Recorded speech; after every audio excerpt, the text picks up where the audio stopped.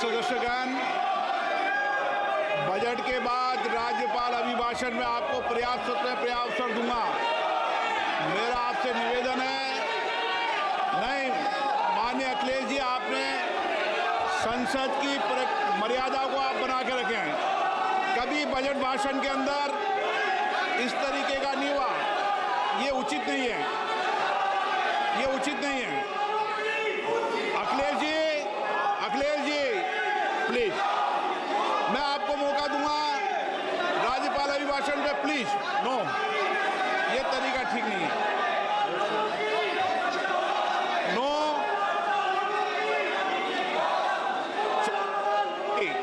राज्यपाल अभिभाषण पे चर्चा होगी। नो तरीका। Honorable Speaker, I present the budget for 25-26. This budget continues our government's efforts to A. Accelerate growth, B. Secure inclusive development, C. Invigorate private sector investments, D. Uplift household sentiments, and E. Enhance spending power of India's rising middle class. Together, we embark on a journey to unlock our nation's tremendous potential for greater prosperity and global positioning under the leadership of Honorable Prime Minister Shri Narendra Modi.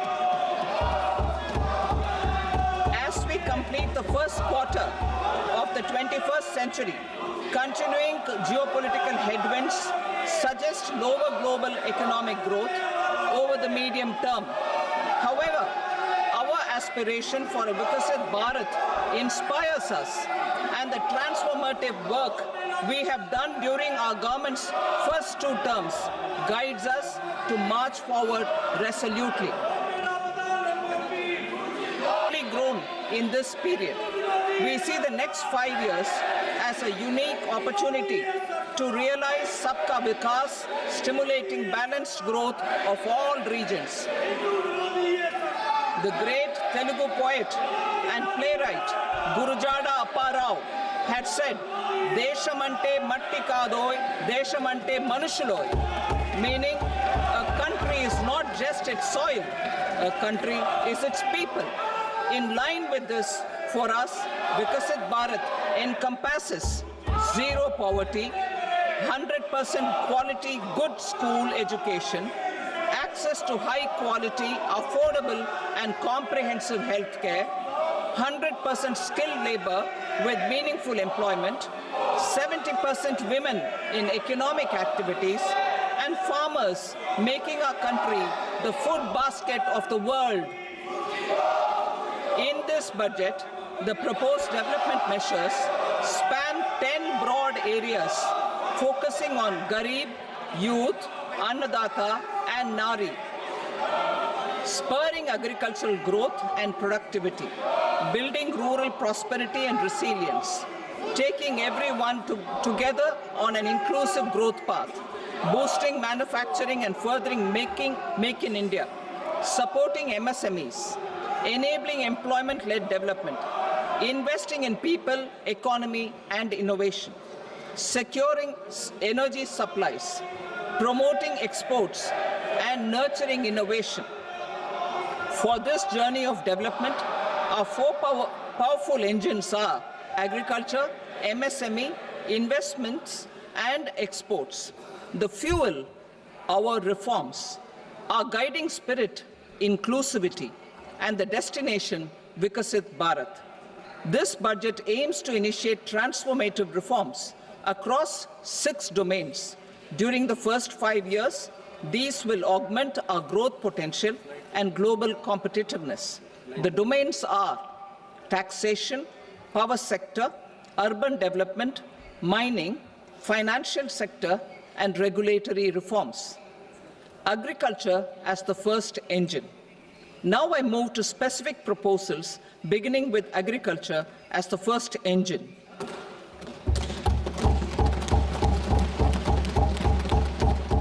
Prime Minister Dhan Dhanya Krishi Yojana, Developing Agri-Districts Program. Motivated by the success of the aspirational district program, our government will undertake a Prime Minister Dhan Dhanya Krishi Yojana in partnership with states. Through the convergence of existing schemes and specialized measures, the program will cover 100 districts with low productivity, moderate crop intensity, and below average credit parameters. It aims to 1. Enhance agricultural productivity, 2. Adopt crop diversification and sustainable agricultural practices, 3. Augment post-harvest storage at the panchayat and block level, 4. Improve irrigation facilities, and 5. Facilitate availability of long-term and short-term credit. This program is likely to help 1.7 crore farmers. Building rural prosperity and resilience. A comprehensive multi-sectoral rural prosperity and resilience program will be launched in partnership with the states. This will address underemployment in agriculture through skilling, investment, technology, and invigorating the rural economy. The goal is to generate ample opportunities in rural areas so that migration is an option but not a necessity. The program will focus on rural women, young farmers, rural youth, marginal and small farmers, and landless families. The details are in Annexure A. Domestic best practices will be incorporated, and appropriate technical and financial assistance will be sought from multilateral development banks. In Phase 1, 100 developing agri-districts will be covered. Atmanirbharta in pulses. Our government is implementing the National Mission for Edible Oilseed for achieving Atmanirbharta in edible oils. Our farmers have the capability to grow enough for our needs and more. 10 years ago, we made concerted efforts and succeeded in achieving near self-sufficiency in pulses. Farmers responded to the need by increasing the cultivated area by 50%, and government arranged for procurement and remunerative prices. Since then, with rising incomes and better affordability, our consumption of pulses has increased significantly. Our government will now launch a 6-year mission for Atmanirbharta in pulses with a special focus on Tuar, Urad, and Masoor. Details are in Annexure B. Central agencies such as NAFED and NCCF will be ready to procure these 3 pulses as much as offered during the next 4 years from farmers who register with these agencies and enter into agreements. Comprehensive program for vegetables and fruits. It is encouraging that our people are increasingly becoming aware of their nutritional needs. It is a sign of a society becoming healthier. With rising income levels, the consumption of vegetables, fruits, and Shri Anna is increasing significantly. A comprehensive program to promote production, efficient supplies, processing, and remunerative prices for farmers will be launched in partnership with the states. Appropriate institutional mechanisms for implementation and participation of farmer producer organizations and cooperatives will be set up. Makhana board in Bihar. For this, there is a special opportunity for the people of Bihar. A Makhana board will be established in the state to improve production, processing, value addition, and marketing of Makhana. The people engaged in these activities will be organized into FPOs. The board will provide hand-holding and training support to Makhana farmers and will also work to ensure they receive the benefits of all relevant government schemes. A national mission on high-yielding seeds will be launched, aimed at 1. Strengthening research ecosystem, 2. targeted development and propagation of seeds with high yield, pest resistance, and climate resilience. And 3, commercial availability of more than 100 seed varieties released since July 2024. India ranks second largest globally in fish production and aquaculture. Seafood exports are valued at 60,000 crore rupees. To unlock the untapped potential of the marine sector, our government will bring in an enabling framework for sustainable harnessing of fisheries from Indian exclusive economic zone and high seas, with a special focus on the Andaman and Nicobar and Lakshadweep Islands. For the benefit of lakhs of cotton growing farmers, I am pleased to announce a mission for cotton productivity. This 5-year mission will facilitate significant improvements in productivity and sustainability of cotton farming and promote extra long staple cotton varieties. The best of science and technology support will be provided to farmers. Aligned with our integrated 5F vision for the textile sector, this will help in increasing incomes of the farmers and ensure a steady supply of quality cotton for rejuvenating India's traditional textile sector. Kisan credit cards facilitate short-term loans for 7.7 crore farmers, fishermen, and dairy farmers. The loan limit under modified interest subvention scheme will be enhanced from 3 lakh rupees to 5 lakh rupees for loans taken through the KCC. For Atmanirbharta in urea production, our government had reopened 3 dormant urea plants in the eastern region. To further augment urea supply, a plant with annual capacity of 12.7 lakh metric tons will be set up at Namrup in Assam.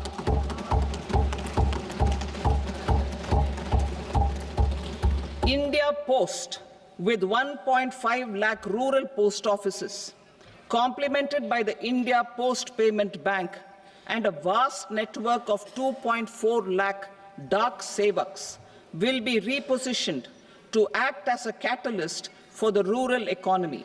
Details are at Annexure C. India Post will also be transformed as a large public logistics organization. This will meet the rising needs of Vishwakarmas, new entrepreneurs, women, self-help groups, MSMEs, and the large business organizations. Our government will provide support to NCDC for its lending operations for the cooperative sector. MSMEs as the second engine. Now I move to MSMEs as the second engine, which encompasses manufacturing and services with a focus on MSMEs numbering 5.7 crores.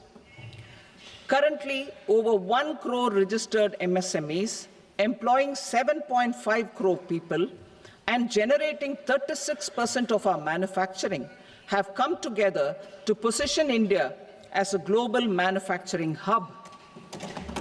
With their quality products, these MSMEs are responsible for 45% of our exports. To help them achieve higher efficiencies of scale, technological upgradation, and better access to capital, the investment and turnover limits for classification of all MSMEs will be enhanced to 2.5 and 2 times respectively. This will give them the confidence to grow and generate employment for our youth. The details are given in Annexure D. To improve access to credit, the credit guarantee cover will be enhanced. First, for micro and small enterprises from 5 crore to 10 crore rupees, leading to additional credit of 1.5 lakh crores in the next 5 years.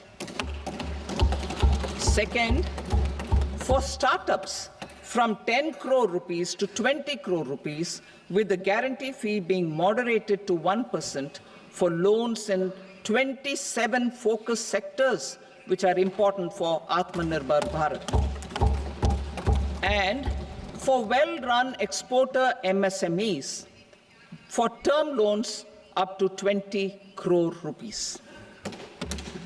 Also for the micro enterprises, we will introduce customized credit cards with a 5 lakh rupee limit for micro enterprises registered on Udyam portal.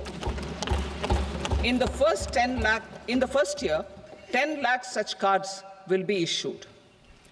Fund of funds for startups.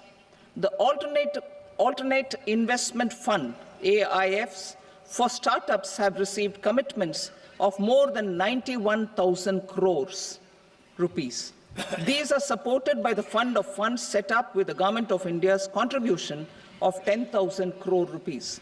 Now, a new fund of funds with expanded scope and a fresh contribution of another 10,000 crore rupees will be set up.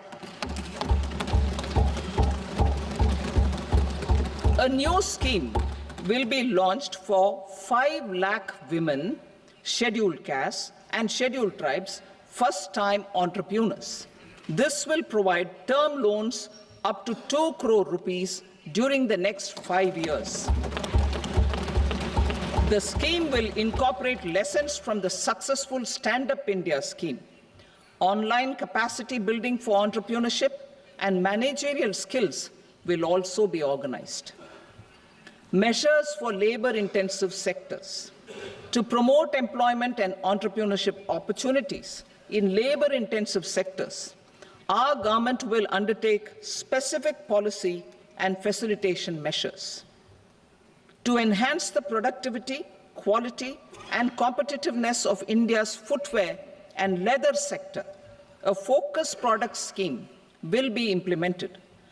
The scheme will support design capacity, component manufacturing, and machinery required for production of non-leather quality footwear, besides the support for leather footwear and products. The scheme is expected to facilitate employment for 22 lakh persons, generate over 4 lakh crore rupees, and exports of over 1.1 lakh crore rupees. Measures for the toys sector. Building on the National Action Plan for Toys, we will implement a scheme to make India a global hub for toys. The scheme will focus on development of clusters, skills, and a manufacturing ecosystem that will create high-quality, unique, innovative, and sustainable toys that will represent the Made in India brand. Support for food processing.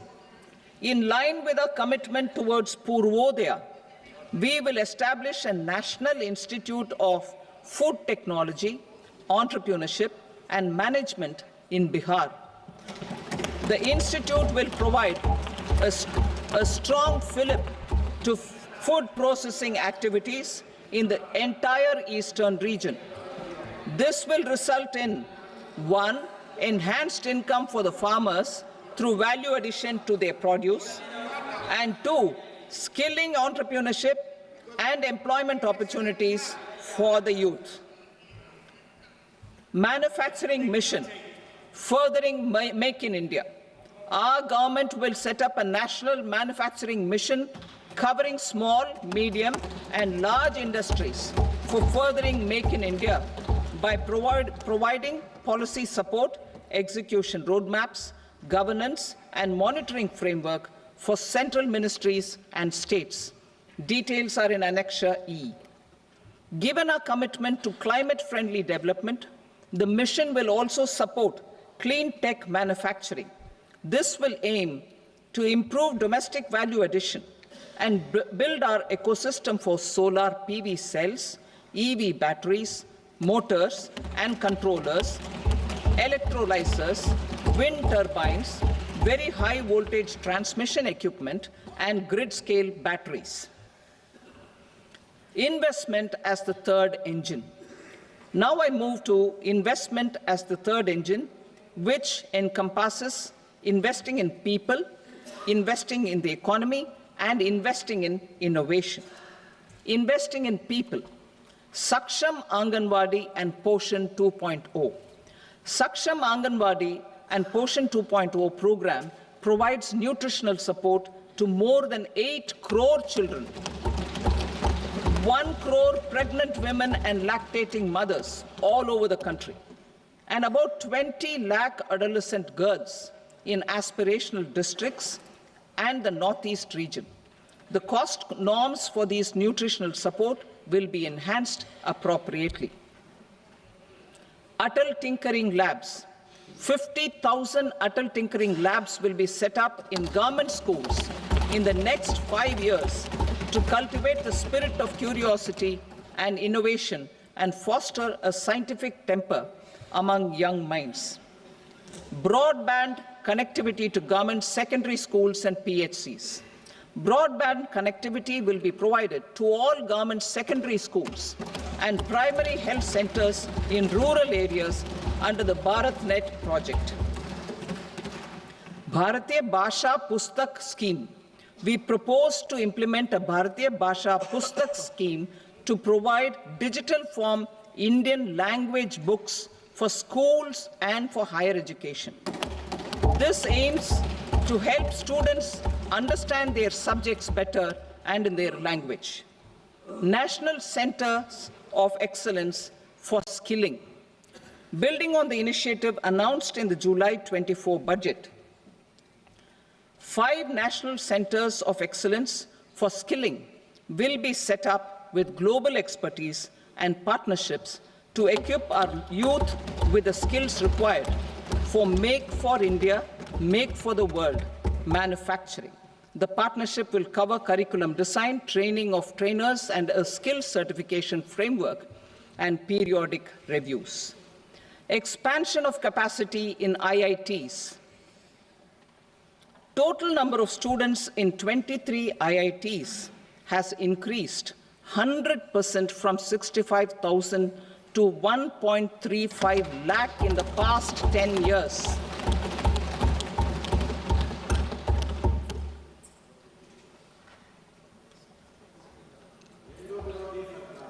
Additional infrastructure will be created in the 5 IITs started after 2014 to facilitate education for 6,500 more students. Hostel and other infrastructure capacity at IIT Patna will also be expanded.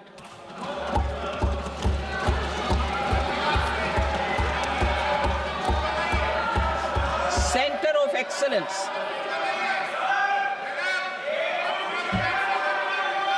Center of Excellence in AI for Education. I had announced 3 centers of excellence in artificial intelligence for agriculture, health, and sustainable cities in 2023. Now a center of excellence in artificial intelligence for education will be set up with a total outlay of 500 crores. Expansion of medical education. Our government has added almost 1.1 lakh undergraduate and postgraduate medical education seats in 10 years, an increase of 130%.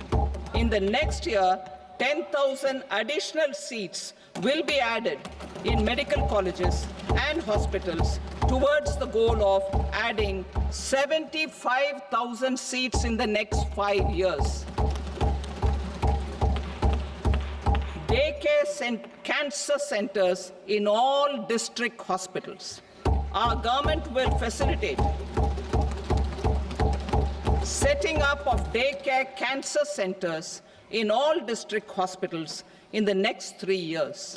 200 centers will be established in 25-26 itself. Strengthening urban livelihoods. Our government has been giving priority to assisting urban poor and vulnerable groups. A scheme for socio-economic upliftment of urban workers will be implemented to help them improve their incomes, have sustainable livelihoods, and a better quality of life. PM Swanidhi scheme has benefited more than 68 lakh street vendors, giving them respite from high-interest informal sector loans. Building on this success, the scheme will be revamped with enhanced loans from banks, UPI-linked credit cards with 30,000 rupees limit, and capacity building support. Social Security Scheme for welfare of online platform workers. Gig workers of online platforms provide great dynamism to the new age services economy. Recognizing their contribution, our government will arrange for their identity cards and registration on the e-Shram portal. They will be provided health care under PM Jan Arogya Yojana. This measure is likely to assist nearly 1 crore gig workers.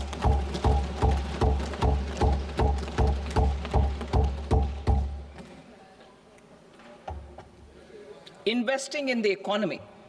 Public-private partnership in infrastructure. Each infrastructure-related ministry will come up with a 3-year pipeline of projects that can be implemented in PPP mode. States will also be encouraged to do so and can seek support from the India Infrastructure Project Development Fund, which is a scheme to prepare PPP proposals. Support to states for infrastructure. An outlay of 1.5 lakh crore is proposed for the 50-year interest-free loans to states for capital expenditure and incentives for reforms. Building on the success of the first asset monetization plan announced in 2021, the second plan for 2025 to 30 will be launched to plow back capital of 10 lakh crore in new projects. Regulatory and fiscal measures will be fine-tuned to support the plan. Jal Jeevan Mission. Since 2019, 15 crore households representing 80% of India's rural population have been provided access to portable tap water connections. To achieve 100% coverage, I am pleased to announce the extension of this mission until 2028 with an enhanced total outlay. The mission's focus will be on the quality of infrastructure and O&M of rural piped water supply schemes through Jan Bhagidari. A separate MOU or separate MOUs will be signed with the states and union territories to ensure sustainability and citizen-centric water services delivery. Urban sector reforms. Building on the July budget proposals, urban sector reforms related to governance, municipal services, urban land and planning will be incentivized. Urban Challenge Fund. The government will set up an Urban Challenge Fund of 1 lakh crore rupees to implement the proposals for cities as growth hubs, creative redevelopment of cities, and for water and sanitation purposes announced in the July budget. This fund will finance up to 25% of the cost of bankable projects, with a stipulation that at least 50% of the cost is funded from bonds, bank loans, and PPPs. An allocation of 10,000 crore is proposed in 2025-26. Power sector reforms.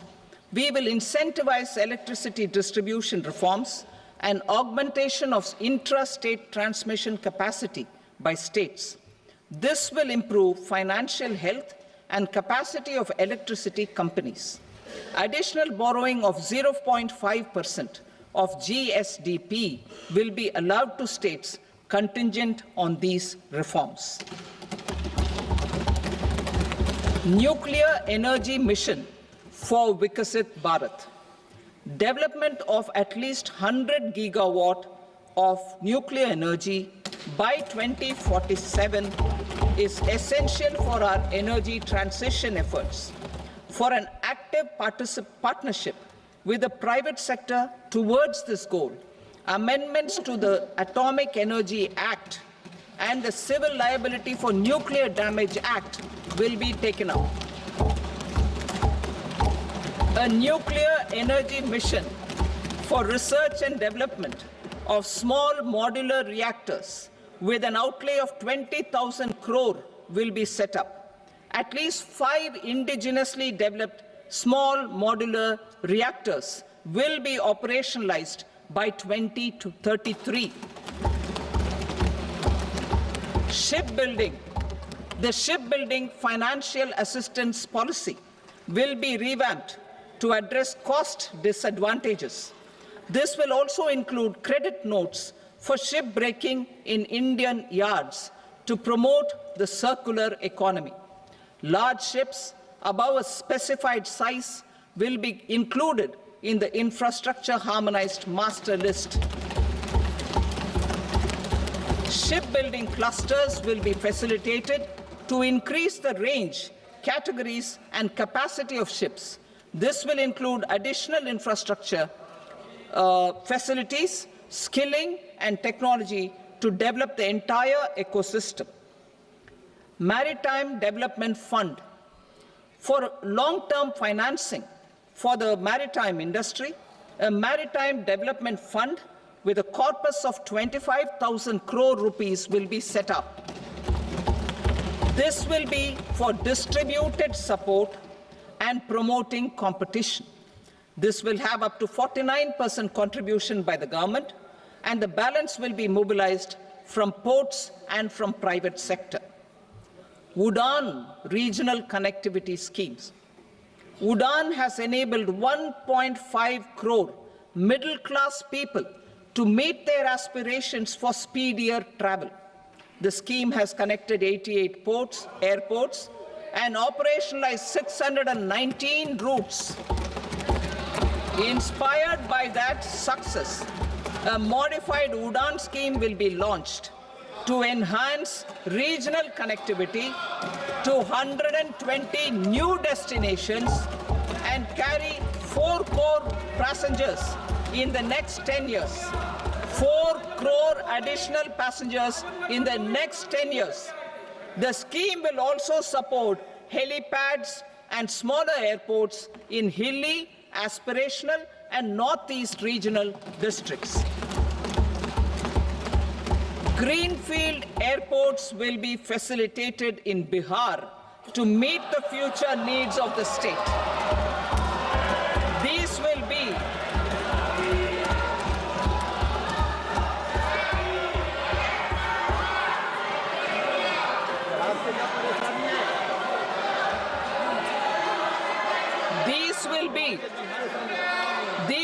be in addition to the expansion of the capacity of Patna Airport and a brownfield airport in Beta.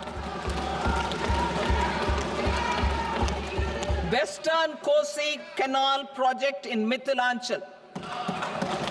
Financial support will be provided for the Western Kosi Canal ERM project, benefiting a large number of farmers, cultivating over 50,000 hectares of land in the Mithilanchal region of Bihar. Mining sector reforms. Mining sector reforms, including those for minor minerals, will be encouraged through sharing of best practices and institutions of a state mining index. A policy for recovery of critical minerals from tailings will be brought out. Under the special window for affordable and mid-income housing, SWAMI, 50,000 dwelling units in stressed housing projects have been completed and keys handed over to home buyers. Another 40,000 units will be completed in 2025, further helping middle-class families who are paying EMIs on loans taken for apartments while also paying rent for their current dwellings. Building on this success, Swami Fund 2 will be established as a blended finance facility with contribution from the government, banks and private investors. This fund of 15,000 crore rupees will aim for expeditious completion of another 1 lakh units. PM Gati Shakti data for private sector. For furthering PPPs and assisting the private sector in project planning, access to relevant data and maps from the PM Gati Shakti portal will be provided. Tourism for employment-led growth. Top 50 tourist destination sites in the country will be developed in partnership with states through a challenge mode. Land for building key infrastructure will have to be provided by the states. Hotels in these destinations will be included in the infrastructure harmonized list. The following measures will be taken for facilitating employment-led growth. Organizing intensive skill development programs for our youth, including in institutes of hospitality management. Providing mudra loans for homestays. Improving ease of travel and connectivity to tourist destinations. Providing performance-linked incentives to states for effective destination management, including tourist amenities, cleanliness, and marketing efforts, and introducing streamlined e-visa facilities along with visa fee waivers for certain tourist groups. Continuing with the emphasis on places of spiritual and religious significance in the July budget, there will be a special focus on destinations related to the life and times of Lord Buddha. Medical tourism and heal in India.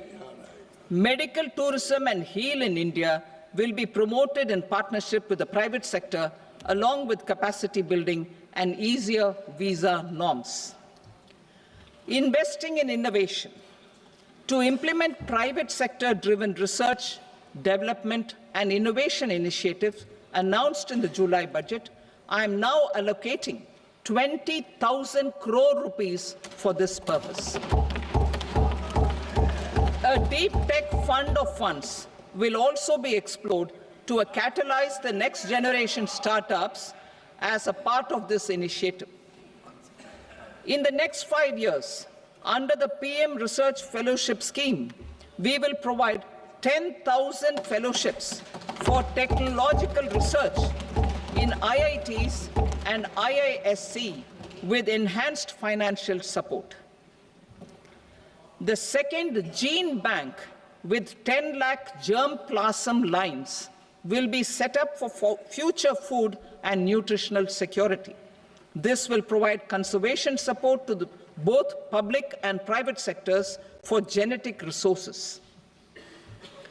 We will start a national geospatial mission to develop foundational geospatial infrastructure and data. Using PM Gati Shakti, this mission will facilitate modernization of land records, urban planning, and design of infrastructure projects. A Gyan Bharatam mission for survey, documentation, and conservation of our manuscript heritage with academic institutions, museums, libraries, and private collectors will be undertaken to cover more than 1 crore manuscripts. We will set up a national digital repository of Indian knowledge systems for knowledge sharing.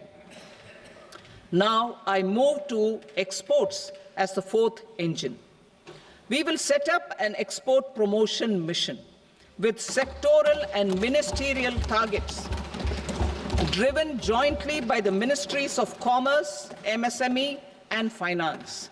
It will facilitate easy access to export credit, cross-border factoring support, support to MSMEs to tackle non-tariff measures in overseas markets.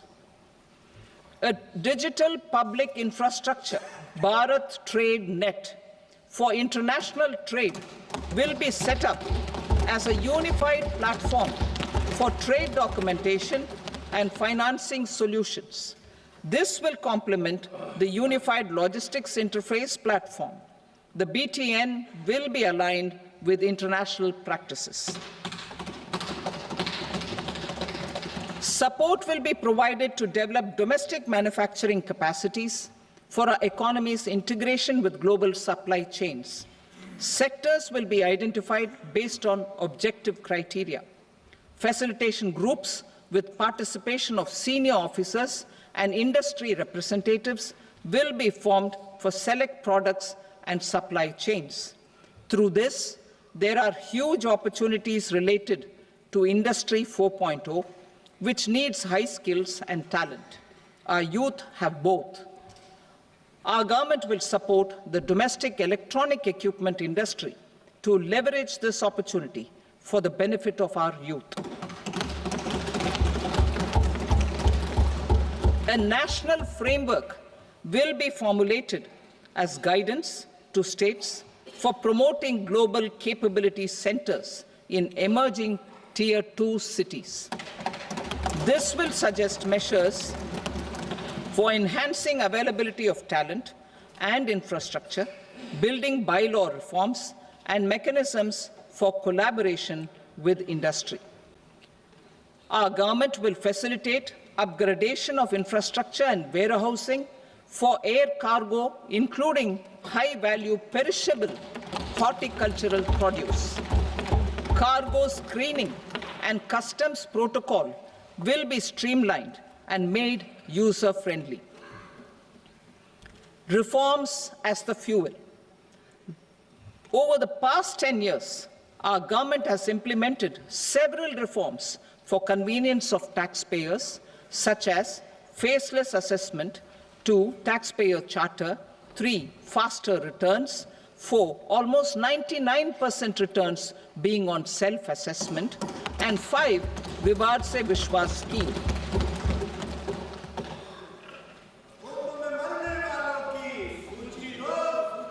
Continuing these efforts, I reaffirm the commitment of the Tax Department to trust first, scrutinize later. I also propose to introduce the new income tax bill next week. I will detail the indirect tax reforms and changes in direct taxes in Part B. Financial sector reforms. The FDI limit for the insurance sector will be raised from 74 to 100%. This enhanced limit will be available for those companies which invest the entire premium in India. The current guardrails and conditionalities associated with foreign investment will be reviewed and simplified. The services of India Post Payment Bank will be deepened and expanded in rural areas. NABFID will set up a partial credit enhancement facility for corporate bonds for infrastructure. Public sector banks will develop Grameen Credit Score framework to serve the credit needs of SHG members and people in rural areas. A forum for regulatory coordination and development of pension products will be set up. To implement the earlier announcement on simplifying the KYC processes, the revamped Central KYC Registry will be rolled out in 2025. We will also implement a streamlined system for periodic updating. Requirements and procedures for speedy approval of company mergers will be rationalized. The scope for fast-track mergers will also be widened and the process made simpler. As proposed in the interim budget, we signed bilateral investment treaties with 2 countries in 2024 to encourage sustained foreign investment, and in the spirit of First Develop India, the current model BIT will be revamped and made more investor-friendly. In the last 10 years, in several aspects, including financial and non-financial, our government has demonstrated a steadfast commitment to ease of doing business. We are determined to ensure that our regulations must keep up with technological innovations and global policy developments. A light-touch regulatory framework based on principles and trust will unleash productivity and employment. Through this framework, we will update regulations that were made under old laws. To develop this modern, flexible, people-friendly, and trust-based regulatory framework appropriate for the 21st century, I propose 4 specific measures. A high-level committee for regulatory reforms will be set up for a review of all non-financial sector regulations, certifications, licenses, and permissions. The committee will be expected to make recommendations within a year.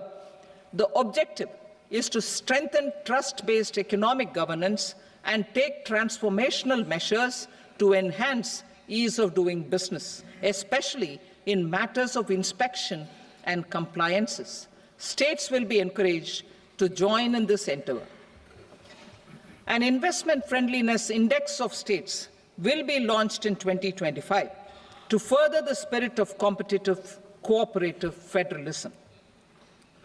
Under the Financial Stability and Development Council, a mechanism will be set up to evaluate impact of the current financial regulations and subsidiary instructions.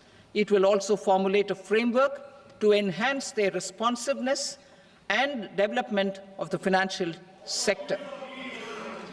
In the Jan Vishwas Act 2023, more than 180 legal provisions were decriminalized.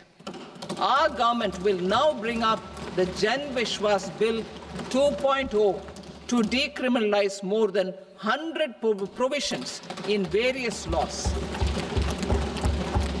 I now move to fiscal policy. In the July budget, I had committed to staying the course for fiscal consolidation. Our endeavor will be to keep the fiscal deficit each year such that central government debt remains on a declining path as a percentage of the GDP. The roadmap for the next 6 years has been detailed in the FRBM statement. Revised estimates for 2024-25. The revised estimate of the total receipts other than borrowings is 31.47 lakh crore rupees, of which the net tax receipts are 25.57 lakh crore rupees. The revised estimate of the total expenditure is 47.16 lakh crore rupees, of which the capital expenditure is about 10.18 lakh crore rupees. The revised estimate of the fiscal deficit is 4.8% of the GDP. Budget estimates for 25-26. Coming to 25-26, the total receipts other than borrowings and total expenditure are estimated at 34.96 lakh crore rupees and 50.65 lakh crore rupees respectively. The net tax receipts are estimated at 28.37 lakh crore rupees. The fiscal deficit is estimated to be 4.4% of GDP. To finance the fiscal deficit, the net market borrowings from dated securities are estimated at 11.54 lakh crore. The balance financing is expected to come from small savings and other sources.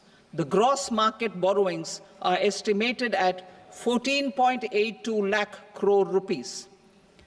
I will now move to Part B. Indirect taxes. My proposals relating to customs aim to rationalize tariff structure and address duty inversion. These will also support domestic manufacturing and value addition, promote exports, facilitate trade, and provide relief to common people. rationalization of customs tariff structure for industrial goods. As a part of comprehensive review of customs rate structure announced in July 2024 budget, I propose to 1. Remove 7 tariff rates. This is over and above the 7 tariff rates removed in 23-24 budget. After this, there will be only 8 remaining tariff rates, including 0 rate. 2. Apply appropriate cess to broadly maintain effective duty incidence, except on a few items where such incidence will reduce marginally. 3. Levy not more than 1 cess or surcharge.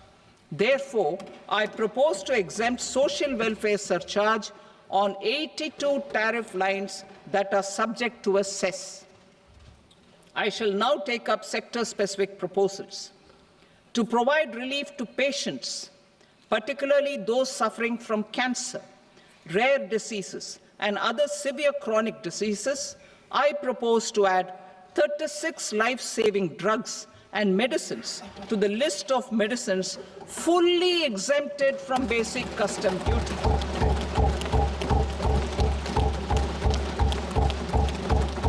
I also propose to add 6 life-saving medicines to the list attracting concessional custom duty of 5%. Full exemption and concessional duty will also respectively apply on the bulk drugs for manufacture of the above. Specified drugs and medicines under patient assistance programs run by the pharmaceutical companies are fully exempt from BCD, provided the medicines are supplied free of cost to the patients. I propose to add 37 more medicines along with 13 new patient assistance programs. Support to domestic manufacturing and value addition. Critical minerals. In the July 2024 budget, I had fully exempted BCD on 25 critical minerals that are not domestically available. I had also reduced BCD of 2 other such minerals to provide a major fillip to their processing, especially by MSMEs. Now, I propose to fully exempt cobalt powder and waste, the scrap of lithium-ion battery, lead, zinc, and 12 more critical minerals.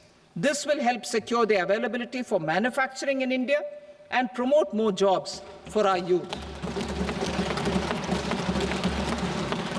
To promote domestic production of technical textile products such as agro-textiles, medical textiles, and geotextiles at competitive prices, I propose to add 2 more types of shuttle-less looms to the list of fully exempted textile machinery.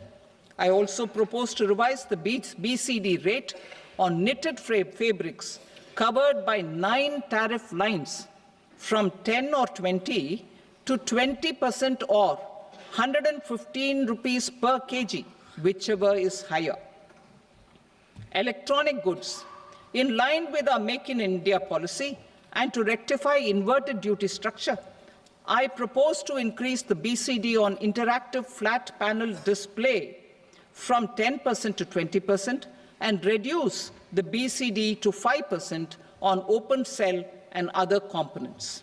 In 23-24 budget, for the manufacture of open cells of LCD, LED TVs, I had reduced the BCD on parts of open cells from 5% to 2.5%. To further boost the manufacture of such open cells, the BCD on these parts will now stand exempted. Lithium-ion battery. To the list of exempted capital goods, I propose to add 35 additional capital goods for EV battery manufacturing and 28 additional capital goods for mobile phone battery manufacturing. This will boost domestic manufacture of lithium-ion batteries, both for mobile phones and for electric vehicles. Shipping sector. Considering that shipbuilding has a long gestation period, I propose to continue the exemption of BCD on raw materials, components, consumables, or parts for the manufacture of ships for another 10 years.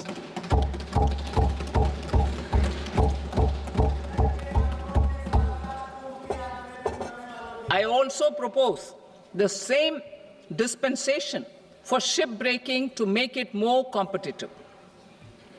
Telecommunication. To prevent classification disputes, I propose to reduce the BCD from 20% to 10% on carrier-grade Ethernet switches to make it at par with non-carrier-grade Ethernet switches. Export promotion.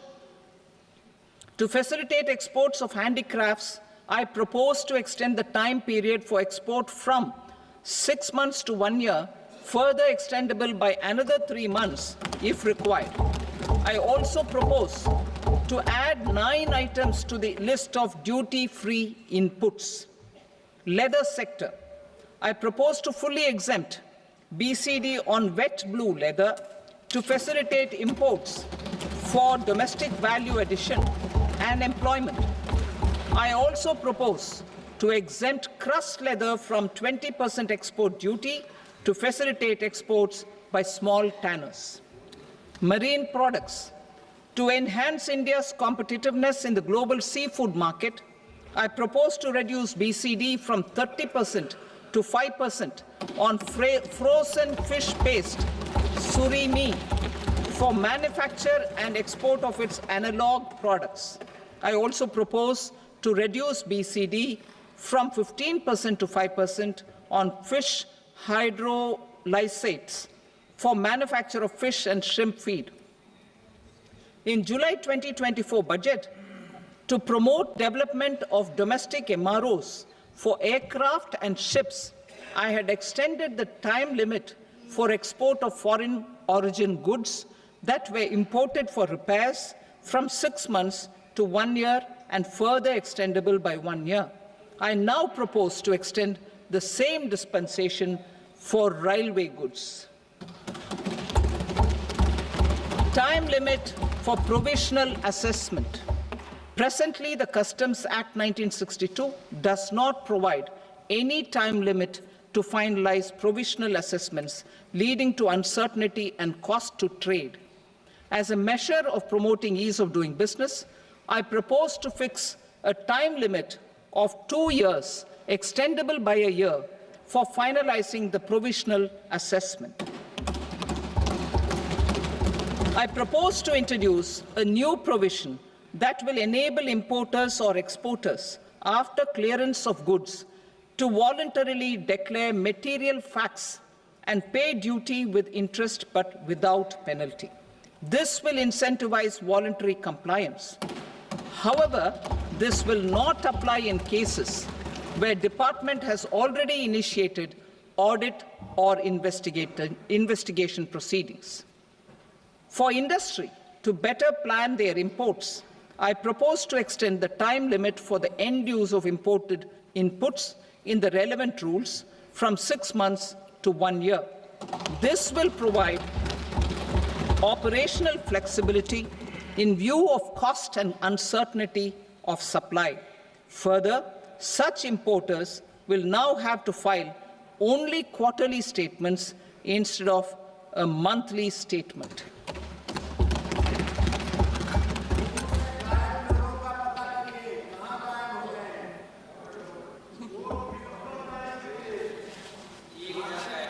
I now come to my direct tax proposals. In Part A, I have briefly underlined taxation reforms as one of key reforms to realize our vision of Vikasit Bharat. In respect of criminal law, our government had earlier ushered in Bharatiya Nyaya Sanhita, replacing Bharatiya Danda Sanhita. I am happy to inform this august House and the country that for new income tax bill will carry forward the same spirit of Nyaya in its drafting as well. The new bill will be clear and direct in text, with close to half of the present law in terms of both chapters and words. It will be simple, to understand for taxpayers and tax administrators, leading to tax certainty and reduced litigation. Reforms, however, are not a destination. They are means to achieve good governance for our people and economy.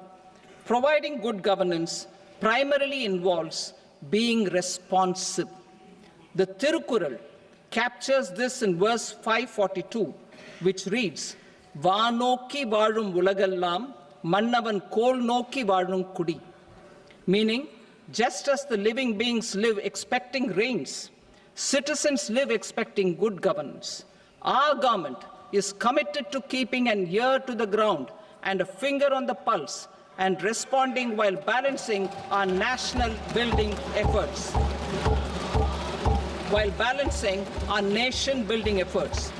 The following measures will detail just how our government will, under the guidance of PM Modi, has taken steps to understand and address. I repeat that sentence, sir. The following measures will detail just how our government, under the guidance of PM Modi, has taken steps to understand and address the needs voiced by our citizens. My tax proposals are guided by this spirit. The objectives of my proposals are as follows. Personal income tax reforms with special focus on middle class. Rationalization of TDS and TCS for easing difficulties. Encouraging voluntary compliance. Reducing compliance burden. Ease of doing business, employment and investment. I will come to my proposal on personal income tax towards the end. TDS and TCS, rationalization for easing difficulties. I propose to rationalize tax deduction at source, TDS, by reducing the number of rates and thresholds above which TDS is deducted. Further, threshold amounts for tax deduction will be increased for better clarity and uniformity. The limit for tax deduction on interest for senior citizens is being doubled from the present 50,000 rupees to 1 lakh rupees. Similarly, the annual limit of 2.40 lakh rupees for TDS on rent is being increased to 6 lakh rupees. This will reduce the number of transactions liable to TDS, thus benefiting small taxpayers receiving small payments. The threshold to collect tax at source, the TCS, on remittances under RBI's liberalized remittance scheme, the LRS, is proposed to be increased from 7 lakh to 10 lakhs. I also propose to remove TCS on remittances for education purposes, where such remittances is out of a loan taken from a specified financial institution. Both TDS and TCS are being applied on any transaction related to sale of goods. To prevent such compliance difficulties, I propose to omit the TCS. I also propose that the provisions of the higher TDS deduction will now apply only in non-PAN cases. In July 2024, the delay for payment of TDS up to the due date of filing statement was decriminalized. I propose to provide the same relaxation to TCS provisions as well. The government under the leadership of Prime Minister Modi believes in Sabka Saath, Sabka Vikas, Sabka Vishwas and Sabka Prayas. In line with this, we brought in updated return facility in 2022 for voluntary compliance by taxpayers who had omitted to report their correct income. Our trust in taxpayers was proved right. Nearly 90 lakh taxpayers voluntarily updated their incomes by paying additional tax. Taking this trust further, I now propose to extend the time limit to file updated returns for any assessment year from the current limit of 2 years to 4 years. I propose to reduce the compliance burden for small charitable trusts and institutions by increasing their period of registration from 5 years to 10 years. It is also proposed that disproportionate consequences do not arise for minor defaults, such as incomplete applications filed by charitable entities. Presently, taxpayers can claim the annual value of self-occupied properties as nil only on the fulfillment of certain conditions. Considering the difficulties faced by taxpayers, it is proposed to allow the benefit of 2 such self-occupied properties without any condition. To streamline the process of transfer pricing and to provide an alternative to yearly examination, I propose to introduce a scheme for determining arm's length price of international transaction for a block period of 3 years. This will be in line with global best practices. With a view to reduce litigation and provide certainty in international taxation, the scope of safe harbor rules is being expanded. A number of senior and very senior citizens have very old national savings schemes accounts. As interest is no longer payable on such accounts, I propose to exempt withdrawals made from NSS by individuals on or after 29th August 2024. I am also proposing to allow similar treatment to NPS Vatsalya accounts as is available to normal NPS accounts subject to overall limits. In my speech in July 2024, I had promised that all processes, including giving effect to appellate orders, shall be digitalized and made paperless over the next 2 years. So I'm happy to announce that digitalization is being made operational now. In July 2024, we brought in the Vivad Se Vishwas scheme to resolve income tax disputes pending in appeal. The scheme has received a great response, with nearly 33,000 taxpayers having availed of the scheme to settle their disputes. I have a few proposals to promote investment and employment. It is proposed to provide a presumptive taxation regime for non-residents who provide services to a resident company that is establishing or operating an electronics manufacturing facility. I further propose to introduce a safe harbor for tax certainty for non-residents who store components for supply to specified electronics manufacturing units. Presently, the tonnage tax scheme is available only to sea-going ships. The benefits of existing tonnage tax scheme are proposed to be extended to inland vessels registered under the Indian Vessels Act 2021 to promote inland water transport in the country. Extension for incorporation of startups. We continue to support the Indian startup ecosystem. I propose to extend the period of incorporation by 5 years to allow the benefit available to startups which are incorporated before 1/4/2030. In order to attract and promote additional activities in the IFSC, I am inter alia proposing specific benefits to ship leasing units, insurance offices, and treasury centers of global companies which are set up in IFSC. Further, to claim benefits, the cut-off date for commencement in IFSC has also been extended by 5 years to 31/3/2030. Category 1 and Category 2 AIFs are undertaking investments in infrastructure and other such sectors. I propose to provide certainty of taxation to these entities on the gains from securities, to promote funding from sovereign wealth funds and pension funds to the infrastructure sector. I propose to extend the date of making an investment by 5 more years up to 31st March 2030.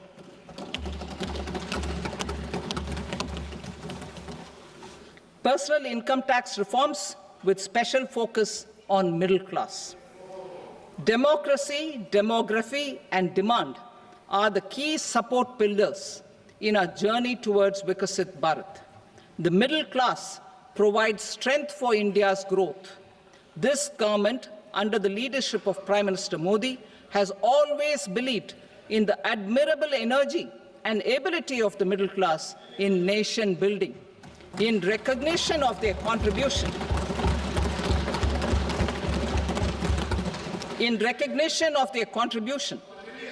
we have periodically reduced their tax burden. Right after 2014, the nil tax slab was raised to 2.5 lakhs of rupees, which was further raised to 5 lakh rupees in 2019 and to 7 lakh rupees in 2023. This is reflective of our government's trust on the middle class taxpayers. I am now happy to announce that there will be no income tax payable up to income of 12 lakh rupees.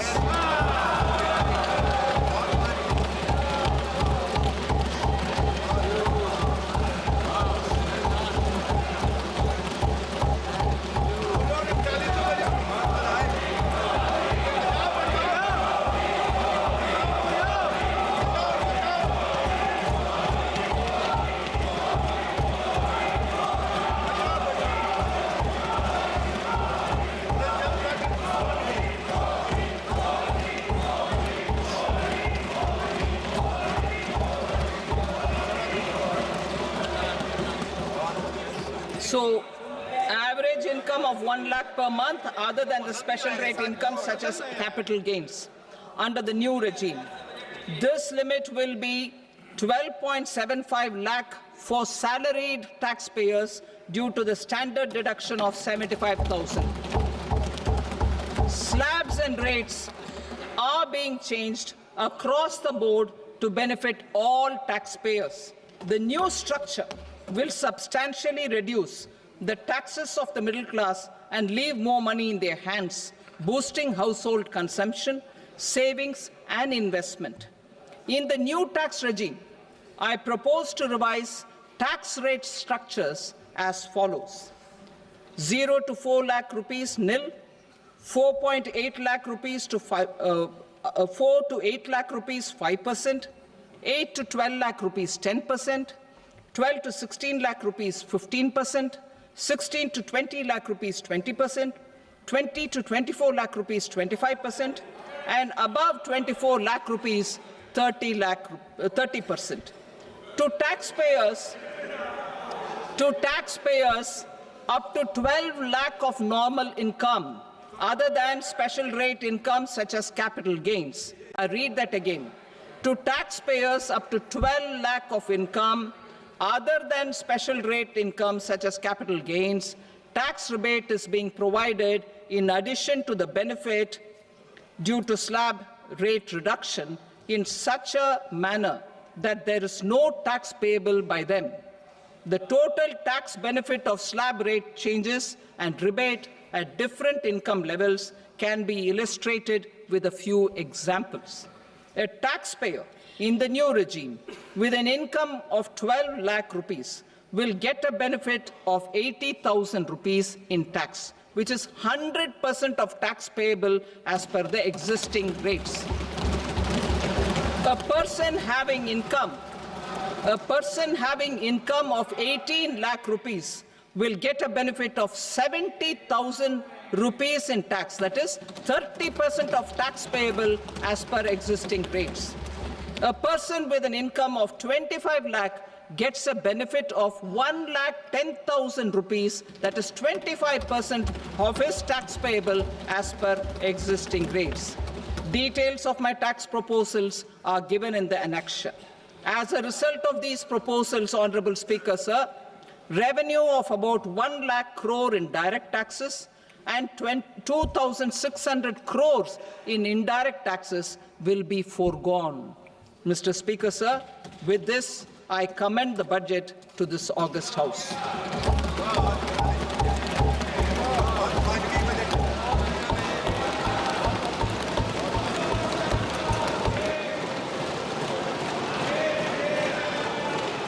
Item number 2, Shrimati Nirmala Sitharaman. Sir, with your permission, I rise to lay on the table the following statements under Section 3(1) of the Fiscal Responsibility and Budget Management Act, 2003. Medium-term fiscal policy cum fiscal policy strategy statement and macroeconomic framework statement. Item number 3, Shrimati Nirmala Sitharaman. Sir, with your permission, I rise to move for leave to introduce the Finance Bill 2025. प्रश्न ये है कि विधेयक को पुनर्स्थापित करने की अनुमति प्रदान की जाए। जो सदस्य इसके पक्ष में हाँ कहें, जो सदस्य विरोध में ना कहें। मेरे विचार में निर्णय हाँ वालों के पक्ष में हुआ। हाँ वालों के पक्ष में अनुमति प्रदान की जाती है। माननीय मंत्री जी, अब विधेयक को पुनर्स्थापित करें। Sir, I introduce the bill. Thank you. सभा की कार्रवाई सोमवार दिनांक 3 फरवरी 2025 को प्राप्त 11 बजे तक के लिए स्थगित की जाती है।